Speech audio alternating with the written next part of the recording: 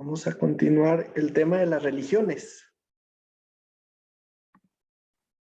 Ojalá pudiéramos estudiar todas las religiones, pues son muchísimas. Entonces, bueno, repasando un poquito lo que vimos hace unas semanas, la religión pura y verdadera, ¿no? Todo el mundo dice que cree en la religión correcta. Bueno, por lo menos la mayoría piensa que está en la religión correcta. Y pues Santiago, medio hermano de Jesucristo, nos afirma que si uno es religioso, pues no controla su lengua, se engaña a sí mismo y la religión no vale nada, ¿verdad? Entonces yo creo que nos deja a todos de cabeza porque yo creo que todos hemos tenido un problema con la lengua en algún momento de nuestra vida. La religión pura y verdadera a los ojos de Dios Padre consiste en ocuparse de los huérfanos y de las viudas en sus aflicciones y no dejar que el mundo te corrompa. Santiago 1, 26 y 27. Hay 4.200 religiones vivas, pero innumerables extintas, y pues el 85% de la población se considera religiosa según una encuesta del año pasado, ¿no? Y hay pues muchos grupos de religiones, pero se agrupan a lo mejor en clasificaciones que hemos escuchado de diferente tipo, ¿no? Está la religión católica, está la religión ortodoxa, están los protestantes, está el Islam, y dentro del Islam hay varias corrientes. No pensemos que todos los musulmanes piensan igual y creen en lo mismo, tienen diferentes corrientes. Y obviamente dentro del Islam una pequeña población pues son los yihadistas, ¿no? Los que se inmolan, los que hacen ataques terroristas. Aparte tenemos el hinduismo, que es muy fuerte, sobre todo en la parte de la India. Tenemos algunas religiones en China, por ejemplo, el budismo también es de Buda, es muy común encontrarlo. Y pues bueno, encontramos otras religiones en diferentes partes del mundo. ¿Por qué existen tantas religiones? Hay una religión que sea verdadera, cómo distinguir la verdad de la mentira. Y pues repasando, en el principio Dios creó todas las cosas y ahí estaba Jesucristo y el Espíritu Santo. Y entonces si hablamos de la eternidad, no podemos hablar de días, meses ni años, porque la eternidad es una dimensión muy diferente a la que estamos hoy en día nosotros. Nosotros estamos en la dimensión del tiempo, Dios está en la dimensión de la eternidad, donde pues es el eterno, es la eternidad, o sea, no existe un principio ni un fin, y por eso la Biblia nos dice que Dios es el principio y es el fin, ¿no? Él es, siempre ha sido y siempre será. Para nosotros es muy difícil entenderlo, y en Génesis capítulo 1 se nos habla de ese principio. Algunos han tratado de darle cierto entendimiento y llaman la eternidad pasada, ¿no? Pero a final de cuentas en Génesis se nos habla del día 1, del día 2, del día 3, y así empieza el tiempo, los años. ¿Cuándo fue la creación? Bueno, no tenemos exactamente una fecha de cuántos años pasó desde el día 1 en que Dios creó la luz hasta el día del nacimiento de Jesucristo y de su crucifixión, ¿no? No sabemos exactamente cuántos años antes de Cristo fue la creación. Algunos estiman que 4.000 años antes, otros que 5.000 años antes, en base a las genealogías, pero de todos modos no es posible, sumando todos los años, llegar exactamente a la fecha. Pero bueno, ¿qué podemos entender? Que en el principio Dios creó a todas las huestes celestiales antes pues de crear al ser humano. Y entre ellos, pues Satanás se corrompió porque quiso ser semejante al Altísimo, engañó a la tercera parte de las huestes celestiales, y pues empezó Dios a crear lo que conocemos, ¿no? Creó los animales y creó al ser humano, a imagen de Dios lo creó, para que gobernase y para que de alguna manera se enseñorease, pero cuidando y siendo un buen administrador de todo lo que Dios había creado en este mundo. Y le dio al ser humano la decisión: el árbol de la vida o el árbol del conocimiento del bien y del mal, es decir, el árbol, en pocas palabras, de la muerte. Y pues sabemos que el ser humano tomó la decisión de la muerte, es decir, separarse de Dios, conociendo el pecado, conociendo la maldad. Y la Biblia es muy clara que en ese momento el pecado entró en el mundo, y de esa manera entró la muerte a todos nosotros. Y el pecado pues es muerte. Y pues de alguna manera Satanás ha buscado mantener esta mentira, no nada más ante Adán y Eva, pues habló mentira, engañó a Eva, sino que a todos sus descendientes. Obviamente actualmente es el príncipe y el Dios de este siglo, pero Dios hizo una promesa, ¿no? Que iba a enviar a un redentor, que iba a enviar a un hijo de mujer para destruir a Satanás y destruir la maldición. ¿Qué pasa? Adán y Eva, después de que son expulsados del huerto del Edén, del jardín del Edén, y que de alguna manera esto se ve representado en su situación también espiritual, habían roto su relación espiritual con Dios, ¿no? Y me imagino que fue demasiado triste ver que Adán y Eva, teniéndolo todo, ahora se tenían que valer por sí mismos. Imagínense, valerte por ti mismo.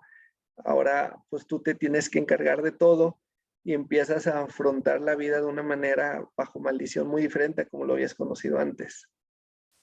¿Qué pasa? Pues Dios mira con agrado la ofrenda de Caín, porque tienen 2 hijos, Caín y Abel. Ve con agrado la ofrenda de Abel, pero no mira con agrado la ofrenda de Caín, ¿no? ¿Y qué sucede? Pues Caín de alguna manera representa ese sacrificio en donde él quiere acercarse por sí mismo, agradando a Dios mediante obras. La Biblia es muy clara que todos nosotros somos como suciedad y todas nuestras justicias como trapo de inmundicia. Y caímos todos nosotros como la hoja y nuestras maldades nos llevaron como viento. El sacrificio que Caín estaba tratando de llevar a Dios no limpiaba a Caín de sus pecados. El sacrificio que Caín trató de llevar a Dios es pensando que por su energía al labrar la tierra y su arduo trabajo en cosecharla, y que vaya que debió de haber sudado bastante, pregúntale a cualquier agricultor, es un trabajo duro y arduo el poder cultivar la tierra, el poder sembrar y poder cosechar fruto. Y obviamente para Caín le debió haber costado bastante tiempo, bastante energía y bastante sudor, ¿no? Y de alguna manera Caín trató de ofrecerle esto a Dios. Pero la Biblia nos indica claramente que para Dios fue desagradable. Y a lo mejor uno se puede frustrar y puede decir, pero sí, Caín se esforzó y dio su máximo. Sí, de todos modos, no fue aceptable delante de Dios. Y esto es frustrante porque hay mucha gente religiosa el día de hoy que hace una cantidad de sacrificios de una manera increíble y se van a llevar un día la sorpresa de que todos esos sacrificios nunca fueron aceptables delante de Dios. Caín representa en general mucho lo que nosotros somos como humanidad, que pensamos que para agradar a una divinidad tenemos que sufrir y tenemos que trabajar y nos tenemos que flagelar y tenemos que de alguna manera dar nuestro todo, ¿no? En un sacrificio de obras. Pero la verdad es que por más que Caín intentara trabajar y ser bueno y hacer buenas obras, eso nunca lo iba a limpiar de su pecado. En cambio, Abel se acercó por medio de un sacrificio sustitutorio, en donde el cordero murió derramando su sangre en lugar de él. Y este sacrificio sí lo aceptó Dios. Oye, pero alguien podría decir, Abel no tuvo que esforzarse nada. No, porque lo que Dios quería desde un inicio enseñarle al ser humano es que para poder obtener el perdón de pecados era necesaria una víctima. Era necesario que hubiera un derramamiento de sangre. Era necesario que hubiera un sacrificio sustitutorio.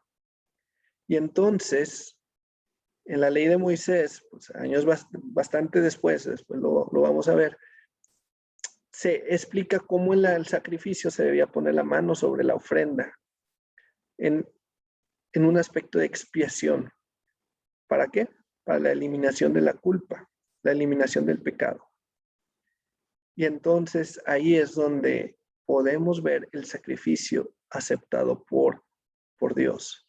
Esto que nos indica que no cualquier sacrificio es acepto delante de Dios. Es más, podemos hablar de muchísimos sacrificios en muchísimas religiones, muchísimos sacrificios que a lo mejor tú y yo decimos hacer para Dios y a lo mejor no son aceptos delante de Dios. Porque el único sacrificio, el único que realmente es acepto delante de Dios es el sacrificio de su Hijo Jesucristo. ¿Y por qué aceptó Dios el sacrificio de Abel? Porque era una figura. Porque Abel, por medio de fe, iba a venir un sacrificio perfecto que lo iba a limpiar de sus pecados y que por ese medio iba a obtener el perdón. Entonces, realmente la Biblia desde Génesis, que para quitar el pecado, para quitar la culpa, para quitar nuestra ofensa delante de Dios, solamente un sacrificio es posible. Solamente un sacrificio es aceptable delante de Dios. Y que a pesar de que Dios, con su gran amor que nos tiene y su gran misericordia y compasión, también es un Dios justo y que no puede aceptar el perdón y que no puede otorgar la expiación, sino es por medio del sacrificio que él ha indicado, que es el de... Entonces, hablando ahora sí de Adán y Eva, pues tuvieron a Caín. No se nos dice qué edad tenía Adán cuando tuvo a Caín, pero sí se nos dice que eran 30 años. Vivían más de 10 veces lo que vivimos hoy en día, ¿verdad? Y tuvo también a Abel. Ya sabemos por las escrituras que Caín mató a Abel. Debió haber sido algo muy triste, muy duro para Adán y Eva. Y pues sabemos que Caín tuvo una esposa y tuvo hijos, pues tuvo a Enoc. Y por esta situación de que mató a Abel, Dios lo maldijo, ¿no? Y le puso una señal para que nadie lo matara. De alguna manera, si alguien mataba a Caín, iba a caer una maldición sobre aquel asesino 7 veces mayor. ¿Por qué? Porque probablemente de Adán y Eva, que habían tenido muchos hijos e hijas, alguno de los hijos podía matar a Caín en venganza. La maldad estaba aumentando rápidamente sobre la tierra y pues Caín temía por su vida. Entonces Dios le dio una señal para que nadie lo matara. Y Caín construyó una ciudad y pues le puso el nombre de Enoc. Imagínense, le regaló a su hijo una ciudad. Estamos hablando del comienzo de la humanidad. Enoc tuvo Irat, Irat a Mehujael, Mehujael a Metusael, luego a Lamec. Y pues de Lamec se nos habla que fue malvado y vengativo. De hecho, él dijo, bueno, si Caín fue vengado 7 veces, Lamec será vengado 70 veces, ¿no? Y estaba dispuesto a matar a un joven por un golpe. Así de bárbaro era este hombre. Tuvo 2 mujeres, Ada y Sila, y Ada tuvo a Jabal, padre de los que habitan en tiendas y crían ganados, y a Jubal, padre de los que tocan arpa y flauta. Y Sila tuvo a Tubal-Caín, artífice de toda obra de bronce, de hierro, y tuvo a Naama, una hija. Es curioso que Naama aparezca en las genealogías, y si lo quieren verificar en su propia Biblia, acompáñenme a Génesis, y si vamos al capítulo 4, realmente en la genealogía no aparece ninguna hija, dice, tuvo hijos e hijas, ¿verdad? Siempre el nombre, la palabra hija viene en plural de hijas y no menciona ningún nombre, pero si vamos al capítulo 4, versículo 22, ahí se menciona el nombre de esta hija, Naama, que era hermana de Tubal, Caín. Y no se nos menciona más en las escrituras, pero es muy, muy raro que pues se mencione el nombre de estos 4 hijos y 3 de ellos a qué se dedicaban, y de la hija no se menciona nada, nada más para a lo mejor meter un poquito iba a decir de fantasía, pero no de fantasía, de leyenda, o a lo mejor de lo que ustedes pudieran encontrar en los libros. Hay un antiguo comentario judío, el Midrash, y en este Midrash, si ustedes lo leen, pues supuestamente ellos como judíos, obviamente sin una base bíblica como tal, piensan que pudo haber sido la esposa de Noé. Pero bueno, otra vez esto no viene en la Biblia, esto viene en los libros de estudio bíblico de los judíos. Ellos piensan que Naama viene en la Biblia porque pudo haber sido la esposa de Noé, descendiente de Caín. Pero bueno, no nos interesa mucho eso solamente es interés histórico de los libros judíos. Vamos a ver qué sí dice la Biblia. Bueno, menciona la Biblia que Adán y Eva tuvieron otro hijo, Set, y Eva lo vio como sustituto de Abel, porque Dios me ha sustituido otro hijo en lugar de Abel, a quien mató Caín. Y pues Set sí tuvo hijos. Dice que la Biblia que Adán, al tener 130 años, pues concibió y dio a luz a Set, su esposa Eva, obviamente. Y Set, al tener 105 años, tuvo Enos. Y aquí viene en este dígito la cantidad de años que vivieron. Adán 930, Set 912, Enos 905. Cuando Enos tuvo 90 años, pues tuvo a Cainán. Y obviamente tuvo otros hijos e hijas, ¿verdad? Todos ellos tuvieron muchos hijos e hijas. Y por el tiempo que vivían, pues imagínense, yo creo que la población de todo el mundo aumentó de una forma exponencial, mucho, mucho más rápido de lo que conocemos hoy en día, ¿no? Cainán a los 70 años tuvo a Mahalaleel, y a los 65 años Mahalaleel tuvo a Jared, y Jared a Enoc. Y de Enoc se nos dice que a los 365 años caminó con Dios y desapareció. Él a los 65 tuvo a Matusalén, y 300 años después Dios se lo llevó. Fue un hombre de Dios. Matusalén vivió 969 años y tuvo a Lamec de 187 años. Lamec murió, de hecho, antes que Matusalén. Y Lamec tuvo un hijo. Ya para el tiempo de Lamec, el mundo estaba totalmente corrompido. Había gran maldad en la tierra. Y Lamec a los 182 tiene a Noé. Y cuando tiene Noé, dice, este nos aliviará de nuestras obras y del trabajo de nuestras manos a causa de la tierra que el Señor maldijo. Lamec sabía que Dios tenía un propósito con la vida de Noé.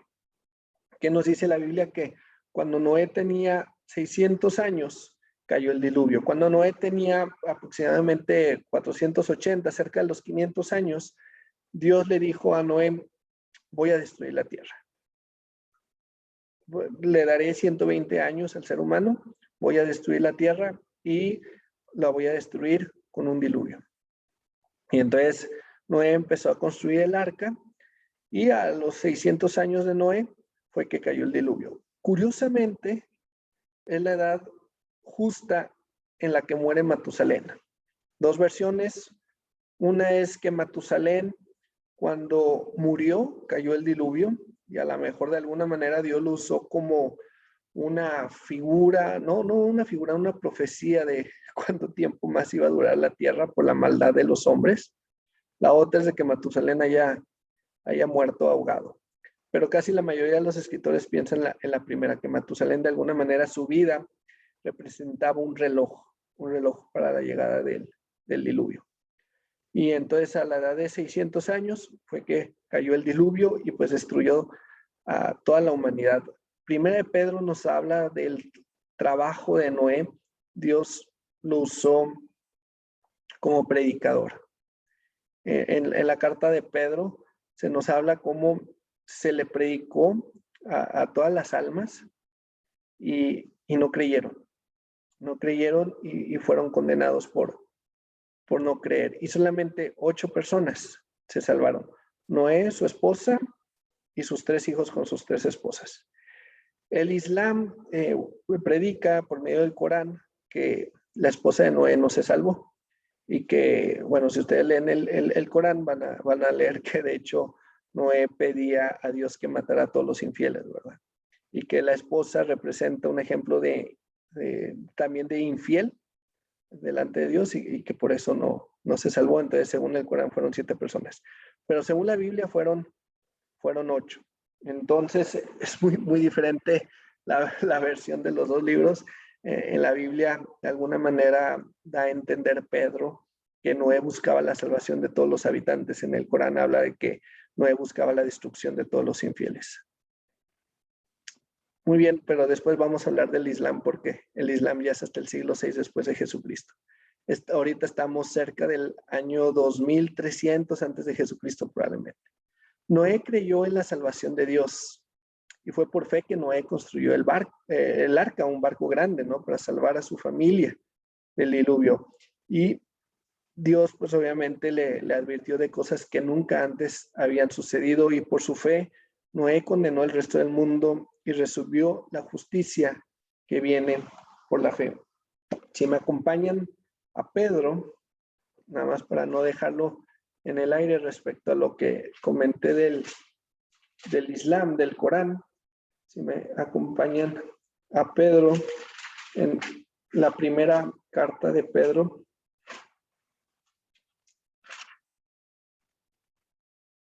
Y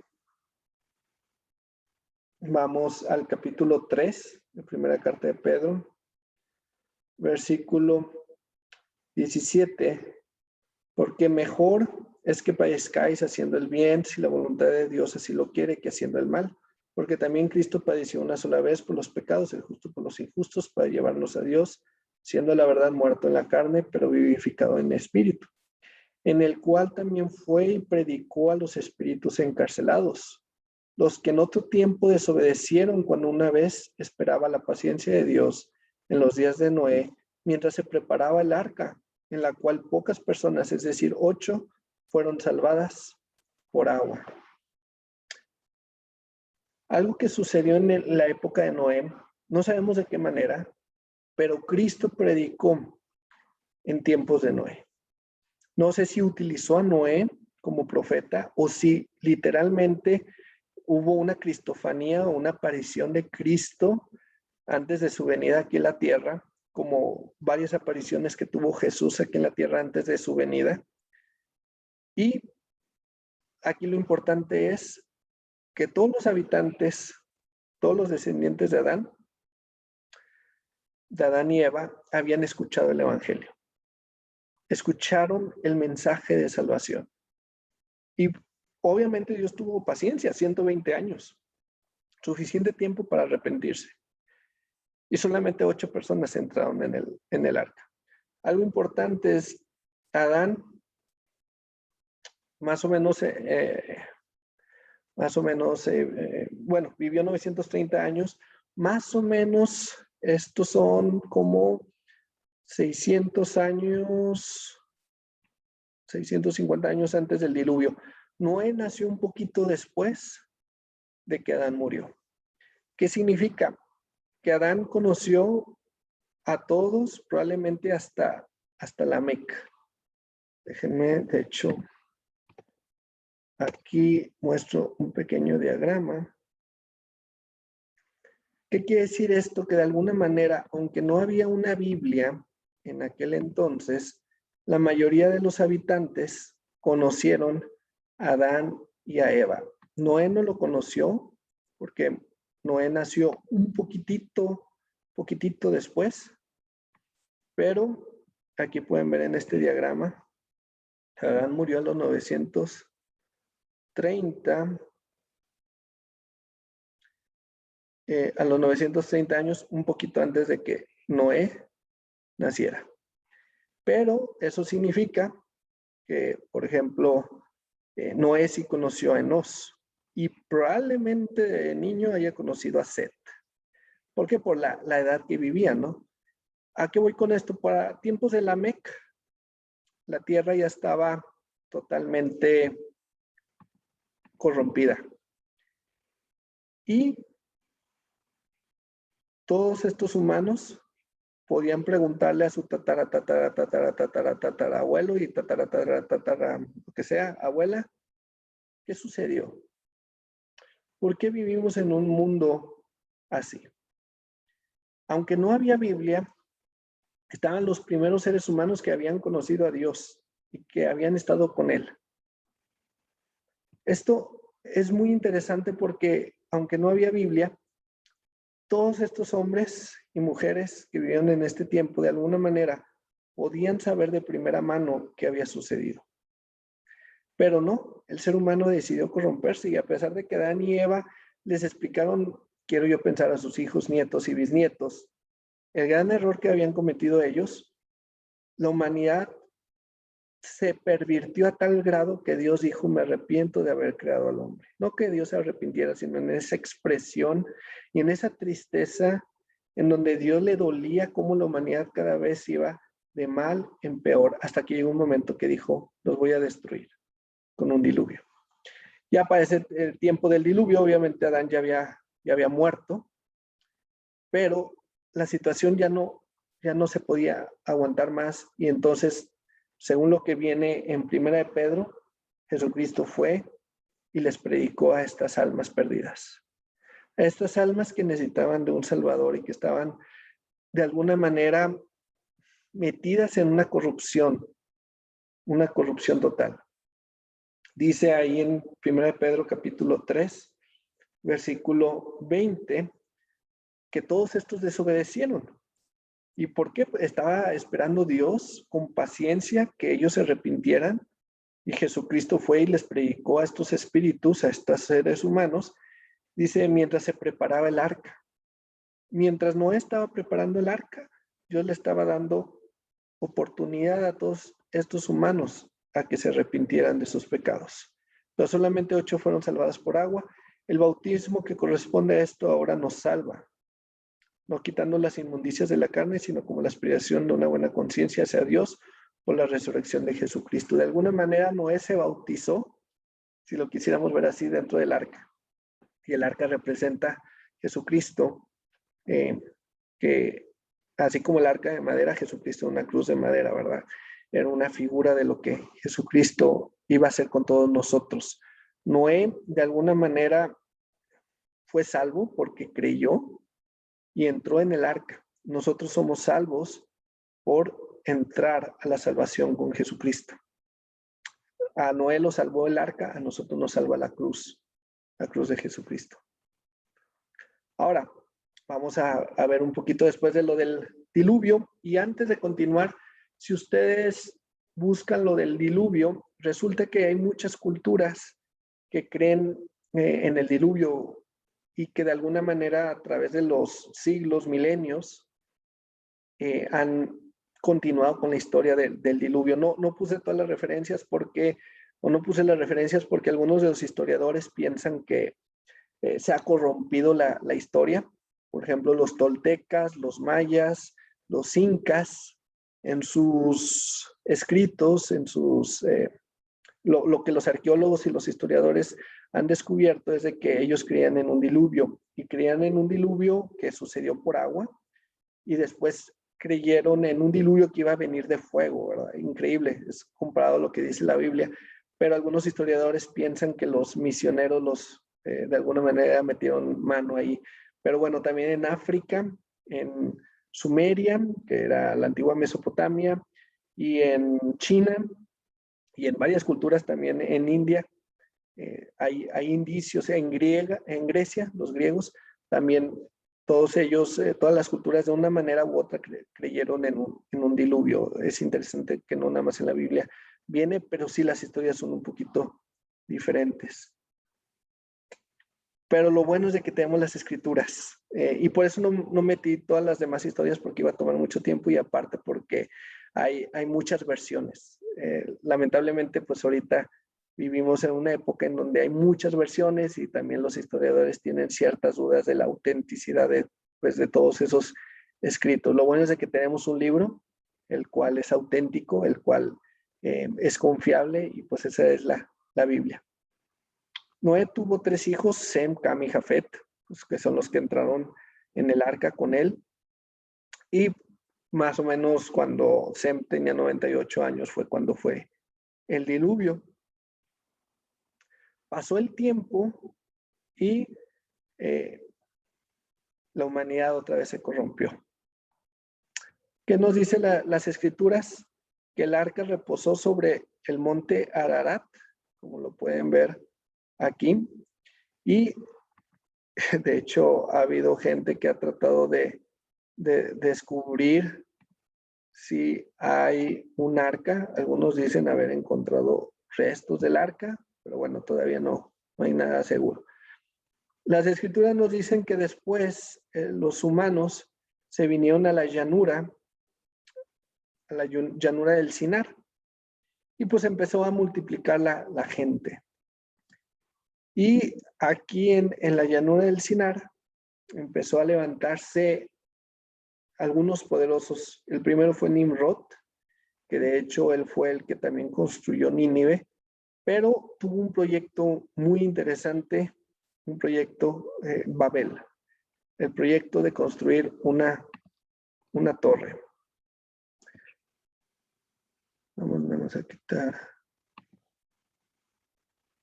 esto. Gracias. La Torre de Babel.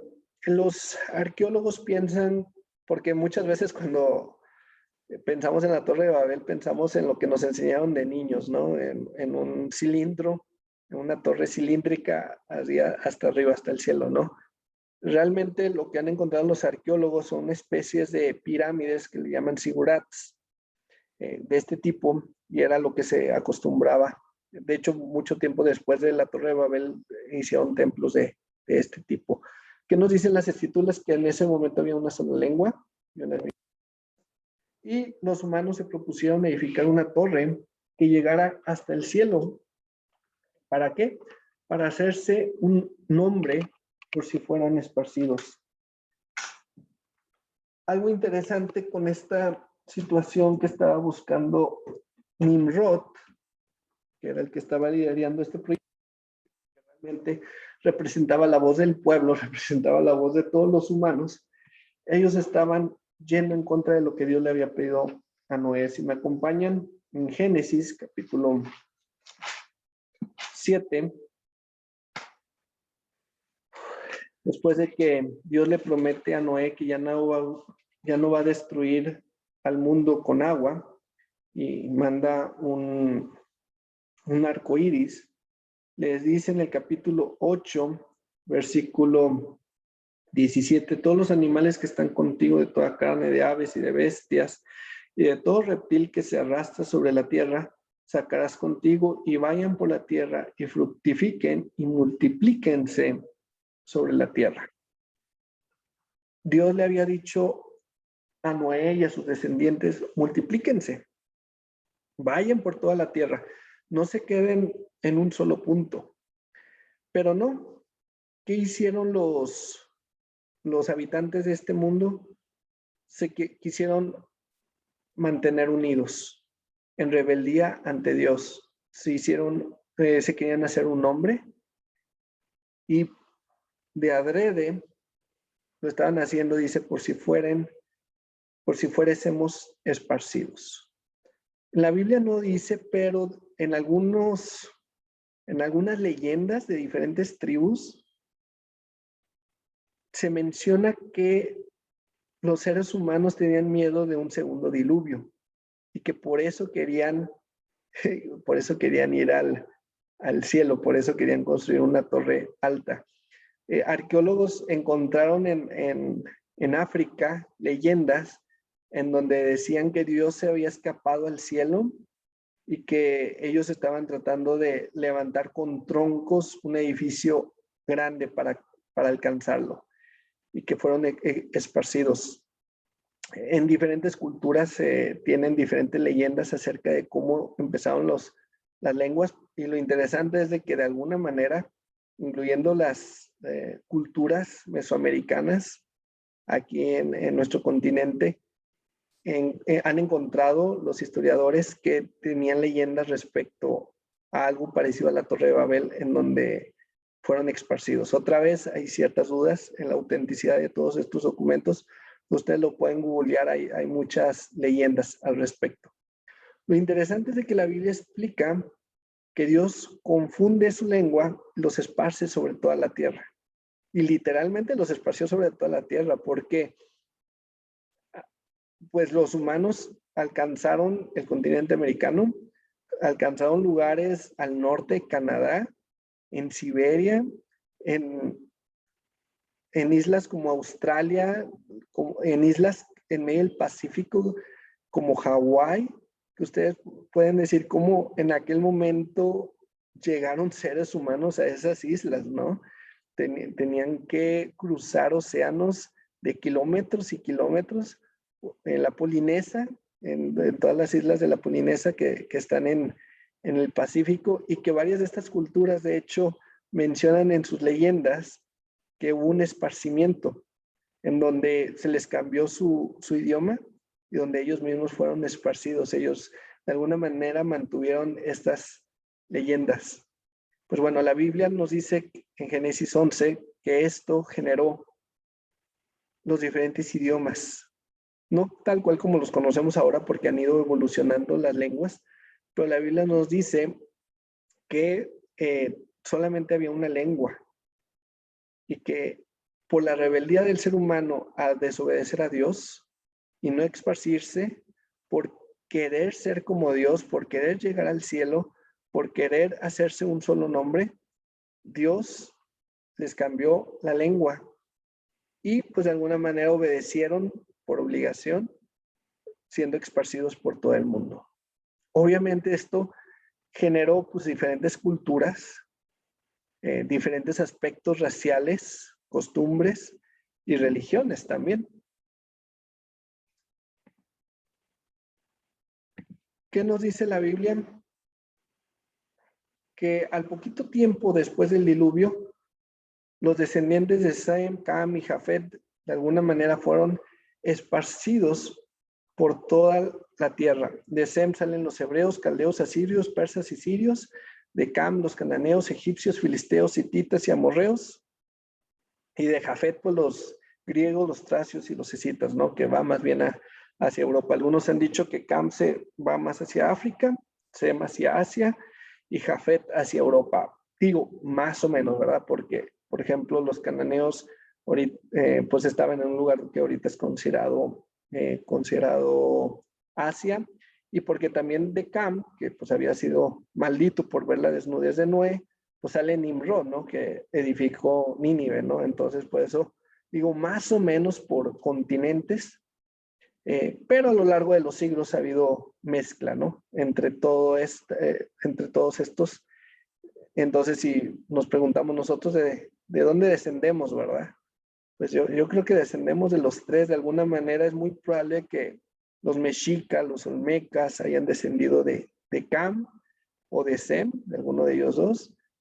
Pues hay muchos mexicanos que tenemos ascendencia de judíos y de árabes, y Sem viene o los hebreos vienen de Sem, de Abraham, y pues los árabes vienen de Abraham, igual que los judíos, ¿no? Y pues a lo mejor como descendientes de españoles, también a lo mejor venimos de Jafet, ¿no? Aunque los españoles también tuvieron una mezcla entre los musulmanes, que eran parte hijos de Sem por ser árabes, pero también había hijos de Cam por ser los del norte de África, y por los españoles que eran europeos, ¿no? Entonces, probablemente como mexicanos somos descendientes de los tres. Tenemos lo mejor de los tres. Bueno, ¿qué sucede en este tiempo del diluvio? Y la Torre de Babel, pues obviamente aumenta la población a un nivel drástico, pero no hay mucha diferencia de tiempo entre el diluvio y la Torre de Babel. Aquí hice un Excel rápido. Algunos piensan que el diluvio le han tratado de poner fecha en el 2349 antes de Jesucristo, pero no sabemos como tal. Pues se nos menciona la genealogía de Sem, ¿no? Tuvo a Sem, Axfar, Sala, Eber, Pelec y así, hasta Taré y Abraham. Si vamos a Génesis capítulo 10, ahí se nos menciona en el versículo 25 acerca de Eber. Dice, y a Eber nacieron dos hijos. El nombre de uno fue Peleg, que es porque en sus días fue repartida la tierra. Y han encontrado unas tablitas con este nombre de esta persona, y resulta que hubo una ciudad también con esta persona. Dicen unas tablitas en este lugar de Sumeria, los sumerios en la antigua Mesopotamia. Hay indicios de esta persona fuera de la Biblia, y que fue cuando fue esparcida la tierra. Pero bueno, aquí dice la Biblia, porque en sus días fue repartida la tierra, el nombre de su hermano fue Joctán. Y si vamos al capítulo 11, se nos menciona la edad de cada uno de ellos, ¿no? Eber a los 34 tuvo Peleg, Peleg a los 30 tuvo Reú, y así. Si vamos mezclando todos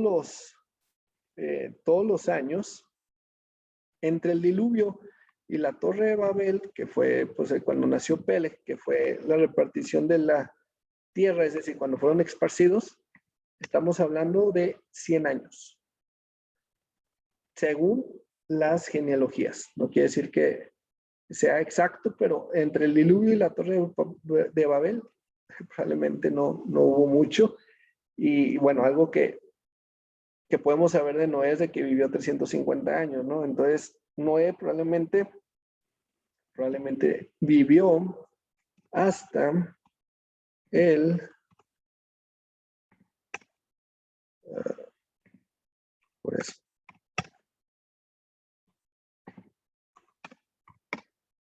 Hasta el año 2000 antes de Jesucristo. Probablemente Abraham nació en el 2057, entonces probablemente Abraham pudo haber conocido a Noé. Aquí yo me pregunto, estaba Noé, estaba Sem, estaba Axfart. ¿Y quién se nos menciona en la Biblia que era el poderoso de la tierra, el primer rey?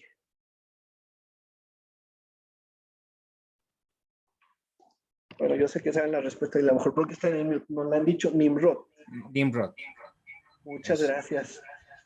Nimrod, me llama mucho la atención, según las genealogías y según los años, y a lo mejor esto después ustedes pueden hacer sus matemáticas, pero según las genealogías y según los años, Nimrod ya era poderoso en este tiempo, cuando fue lo de la Torre de Babel. Sí. Esto significa que Nimrod tenía más autoridad que Noé. Era el hombre más poderoso sobre la tierra. Porque recuerden que Noé vivió cerca del 2000. Esto nos habla de la rebeldía del ser humano, nos habla de la falta de respeto hacia la autoridad, hacia los padres.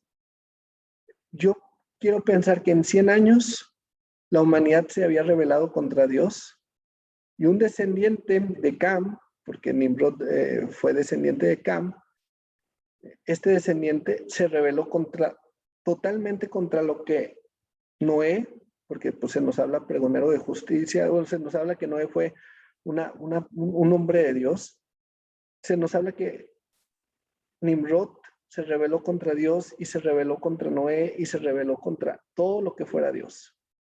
Representa al hombre rebelde que no quiere obedecer a sus padres, que no quiere obedecer a sus abuelos y no quiere obedecer a Dios. Pero sabemos lo que Dios hizo, ¿verdad?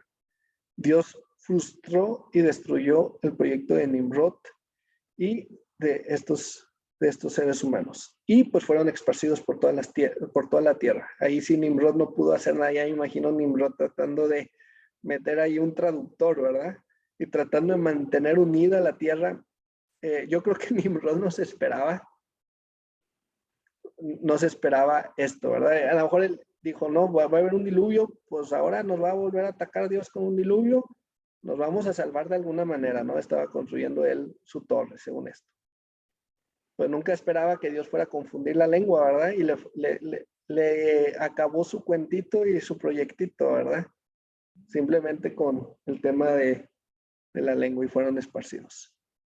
Bueno, pasan los años y aparece un hombre en la Biblia. Es un personaje especial, un personaje de repente que hace una interrupción en la historia, Job. Job vivió cerca del 2000 antes de Cristo o probablemente el 1800 y eso nos explica un poquito porque Noé murió cerca del 2000. Eso nos explica un poquito por qué Job tenía tanto conocimiento de Dios. Que obviamente había muchas cosas que no sabía de Dios, ¿verdad? Pero vemos en el libro de Job y decimos, bueno, si él no era descendiente de Abraham, si no tuvo la ley de Dios, ¿cómo sabía tanto de Dios? Y era lo que quería mostrarles, ¿verdad? De Adán y Eva, y obviamente aquí estuvo en medio Enoc, y luego estuvo Noé. Siempre hubo hombres y mujeres que habían escuchado de primera mano, habían experimentado algún acto poderoso de Dios y por eso tenían conocimiento de Dios. Y Job de alguna manera nos habla y nos relata que la gente sabía, o por lo menos tenía la oportunidad de saber que existía un Redentor, porque mismo Job dijo, yo sé que mi Redentor vive, y sabemos que el Redentor se refiere a Jesucristo. No lo conocían como nombre de Jesús, pero lo que voy es de que la gente a veces pensamos que en la antigüedad la gente era ignorante. No, la gente sabía, tenía la oportunidad de creer en un Salvador, en un Mesías. Y entonces Job, al no ser ni siquiera del pueblo judío, porque todavía no existe el pueblo judío lo vamos a ver más adelante, está por acá, Moisés más o menos está por acá, por el 1500, mucho antes de recibir la ley, mucho antes que hubiera escrituras, Job ya sabía de un redentor y por eso tenemos este hermoso libro de Job, en donde pues Dios trata y trabaja con la vida de Job de una forma muy, muy hermosa. Ahora vámonos con, más adelante, dejando a Job a un lado, vimos la genealogía aquí de Sem, cómo llega hasta Abraham. Pues nos vamos a brincar todos los descendientes y vamos a llegar hasta Taré. Nacor engendró a Taré y Taré, pues a Abraham, ¿no? Y Abraham tuvo dos hermanos, Nacor y Harán. Entonces Taré tuvo 3 hijos. Abraham se casó con Sarai, Nacor se casó con Milca. Aquí nada más un comentario, Milca es hija de Harán. Yo no pienso que sea el mismo Harán que aquí, pero hay algunos escritores que piensan que sí. La razón por la que yo pienso que no es el mismo es porque en Génesis 11, versículo 29, se menciona que Milca, hija de Harán, dice padre de Milca y de Isca. Y resulta que este Harán es padre de Lot, entonces no se menciona eso, entonces yo por eso pienso que no es el mismo Harán. Pero bueno, aquí lo importante es Nacor se casó con Milca. Y Harán pues tuvo un hijo, ¿verdad? Que se llamaba Lot. Harán murió y pues de alguna manera Lot pues estaba con su abuelo Taré. Todos estaban con Taré. Bueno, la Biblia nos dice que estaban en Ur. No sabemos dónde estaba Ur exactamente, pero muchos piensan que estaba aquí. Algunos han dicho que estaba probablemente en algún lugar acá al norte, pero la mayoría de los mapas bíblicos que ustedes van a ver muestra a Ur de este lado. Entonces ahí estaba Taré con sus hijos y con su nieto Lot. Abraham y Sarai no podían tener hijos y Taré viaja a Harán, pero nos dice la Biblia que aún antes de viajar a Harán, Dios ya se le había aparecido a Abraham. Estando en Mesopotamia, pues toda esta área se llamaba Mesopotamia, antes que morase en Harán, le dijo, sal de tu tierra y de tu parentela y ven a la tierra que yo te mostraré. Entonces Dios ya le había dicho a Abraham, sal de tu tierra, porque te voy a dar un lugar, una herencia. Entonces, de todos modos, aquí Taré sale y vemos este pasaje, ¿no? En donde le dice, vete de tu tierra y tu parentela y de la casa de tu padre a la tierra que te mostraré y haré de ti una nación grande y te bendeciré y engrandeceré tu nombre y serás bendición. Bendeciré a los que te bendijeren y a los que te maldijeren, maldeciré y serán benditas en ti todas las familias de la tierra. Entonces, Abraham tenía 75 años cuando Dios le da esta promesa en Génesis capítulo 12. ¿Y qué sucede? Pues ellos estaban en Ur y dejó a Abraham literalmente a su padre, Taré, dejó a sus 2 hermanos, los que habíamos visto hace ratito, Nacor y Harán. Bueno, Harán ya había muerto, dejó mejor dicho a Nacor, y pues se va a la tierra de Canaán. Entonces, si vamos de nuevo aquí a la cronología, Nacor se queda en Harán, pero Lot decide acompañar a Abraham. Y sucede algo maravilloso de esos también acontecimientos que uno no se esperaba. Aparece otro hombre de Dios, Melquisedec, en el capítulo 14. Resulta que Lot había decidido separarse de Abraham, el sobrino de Abraham siempre metido en problemas, ¿no? Y Abraham va y rescata a Lot porque se habían llevado a toda la familia de Lot como esclavos, se los habían llevado unos reyes que habían ido ahí a pelear a Sodoma y a Gomorra y pues se llevaron a todos los de Sodoma, ¿no? Y entonces Abraham va y rescata a su sobrino Lot y aparece Melquisedec, rey de Salem, sacerdote del Dios Todopoderoso, y Salem era antes de Jerusalén, Salem, ciudad de paz. estaba aquí ubicado. Entonces, Hebreos nos explica, ¿verdad? Un hombre sin genealogía, sin principio, sin fin. No sabemos nada de Melquisedec realmente, pero aparece ahí y Hebreos nos habla que era sacerdote del Dios Altísimo. O fue una aparición de Jesucristo otra vez, una cristofanía, o fue a lo mejor un hombre realmente de Dios, un hombre con pecado, pero también un hombre de Dios. Lo interesante es de que sí había testimonio en todo este tiempo que todavía no había escrituras, había hombres de Dios, en este caso pues Melquisedec, ¿no? A quien Abraham le dio los diezmos de todo. Continúa en el Génesis capítulo 15, aquí es donde Abraham confiesa y obtiene la salvación. ¿Por qué? Por fe. Y creyó a Jehová y le fue contado por justicia. Dios le dijo a Abraham, vas a tener una descendencia numerosa, como las estrellas en el cielo y como la arena junto al mar. Y se cumplió las escrituras, ¿no? Abraham creyó a Dios y entonces se consideró justo. ¿Por qué? Por su fe. No por sus obras, sino por su fe. Pero pasa el tiempo y pues resulta que no se cumple la promesa de Dios. Sarai le dice a Abraham, oye, no tenemos ningún hijo, ¿verdad? Y pues yo veo que todas las mujeres tienen hijos, ¿verdad? Y si las que no tienen, pues tienen concubinas. Entonces, pues se les ocurre la fantástica, mejor dicho, la terrible idea de Agar, ¿verdad? Y le dice Sarai a Abraham, pues llégate a Agar y que ella conciba en lugar mío. Y pues Abraham, de obediente, a los 84 años, tiene a Ismael. Pero en ese momento, ya de 99 años, hay un silencio ahí de 84, de los 84 años a los 99 años, son 15 años, 15, sí. No, ¿qué dije? De los 84. ¿Saben algo? Esto está mal.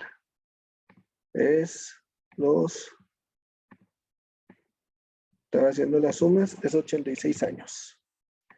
A los 86 años, Abraham tiene a Ismael y es a la edad en la que tiene Ismael, porque después, 13 años después, Dios le dice a Abraham que se circuncide y circuncida a Ismael. Ya Abraham tenía 99 años y después de eso viene lo de la destrucción de Sodoma. Lot estaba en Sodoma, Dios rescata a Lot por misericordia y Lot y su esposa y sus dos hijas, pues, en lugar de salir de Sodoma, lo sacan, ¿verdad? Los dos ángeles los sacan y la esposa voltea atrás y se queda como estatua y se quedan las dos hijas y se quedan sin descendiente. Entonces la hija mayor se acuesta con el padre porque las dos lo emborracharon. La hija mayor se acuesta con el padre, tiene un descendiente, Moab. Y luego la menor también al siguiente día se acuesta con su padre la siguiente noche y tiene a Benami. Y de ahí salen pues, los moabitas y los amonitas. A los 100 años, Abraham tiene a Isaac, el hijo de la promesa, y pues sabemos la situación que sucede, pues Dios tiene que de alguna manera y ayudar a Abraham y le dice, pues yo voy a cuidar a Ismael, ¿no? Y Abraham despide a Ismael y a Agar, y de ahí sale pues también las naciones de los árabes. Después Dios pone en prueba otra vez a Abraham y Abraham cree que Jehová iba a proveer, ¿verdad? Y literalmente obedeció a Dios buscando sacrificar a su hijo, pero Dios lo detiene y le dice, ya sé que tú crees, ¿verdad? Y le provee un sacrificio expiatorio y ahí es donde Santiago dice que la fe con las obras es realmente fe, porque fe sin obras no es fe, ¿no? Y aquí demuestra Abraham por medio de sus obras que él realmente creía en Dios desde Génesis capítulo 15. Para terminar por ahorita, ¿recuerdan que habíamos hablado de Nacor, hermano de Abraham?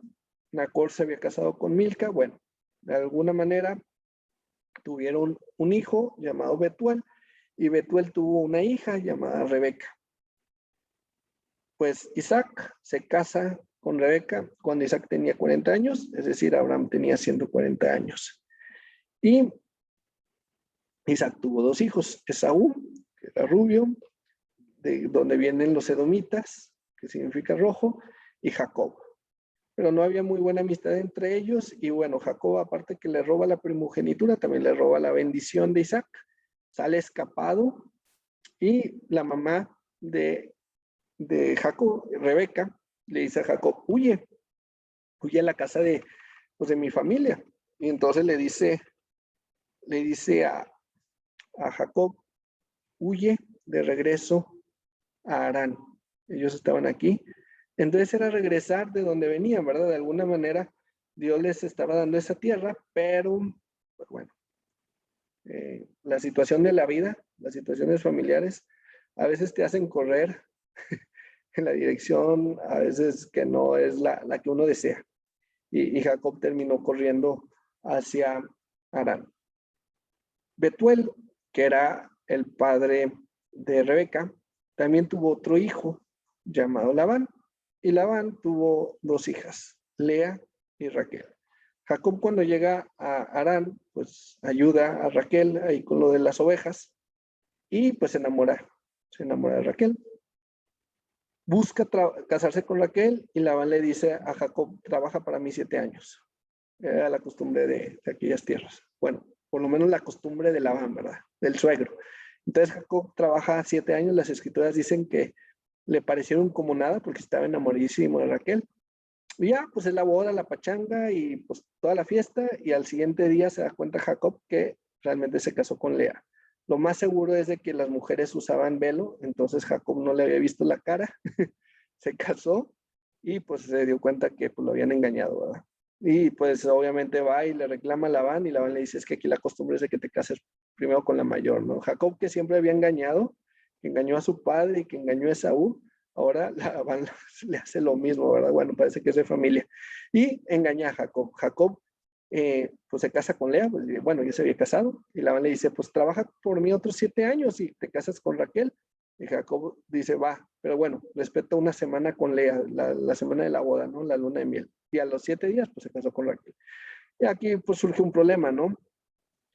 Jacob amaba más a Raquel que a Lea y pues tienen ahí una disputa. La disputa pues termina en una competencia de ver quién tiene más hijos y eso pues lo vamos a ver en unas 4, 5 o 6 semanas. Vamos a orar. Te damos gracias, Padre, porque has sido muy, muy bueno con nosotros. Y pues bueno, vemos tantas religiones, tantas creencias, pero nos damos cuenta que a lo largo de los siglos, a lo largo del tiempo, ha habido hombres y mujeres que han creído en tu Hijo Jesucristo, que creían en un Redentor, que creían en un Salvador. Te damos gracias porque en las Escrituras vemos los fracasos de los seres humanos, pero vemos la salvación de tu parte. Vemos cómo en la Torre de Babel los seres humanos no se podían entender entre ellos mismos porque pues confundiste tú la lengua. Pero vemos en el día de Pentecostés cómo hiciste descender el Espíritu Santo para que tus discípulos pudieran hablar en diferentes lenguas y pudiera comunicarse el mensaje de Dios. Tú mismo, Padre, has creado diferentes oportunidades para acercar al hombre a ti. Te damos gracias porque tus propósitos y tus deseos hacia el ser humano eternos han mostrado un gran amor y una gran compasión. Te pedimos que podamos acercarnos a ti, no como Caín, con nuestras fuerzas y con nuestros buenos deseos, sino como Abel, por medio de Jesucristo, por medio del sacrificio perfecto, por medio de la sangre que quita el pecado del mundo. Amén.